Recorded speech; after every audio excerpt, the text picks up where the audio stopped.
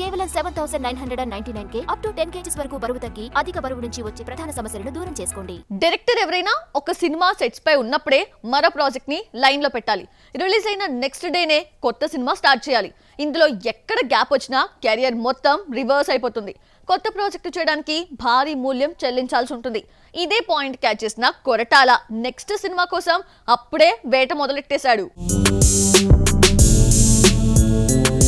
Young tiger NTR తో Devara movie చేస్తున్నాడు Koratala Shiva. Post production దశలో ఉన్న ఈ ప్రాజెక్ట్ సెప్టెంబర్ 27న పాన్ ఇండియా రేంజ్ లో రిలీజ్ కానుంది. హై వోల్టేజ్ యాక్షన్ కథ కావడంతో నేషనల్ వైడ్ గా భారీ హైప్ క్రియేట్ అయింది. బిజినెస్ కూడా జెట్ స్పీడ్ తో జరిగిపోతోంది.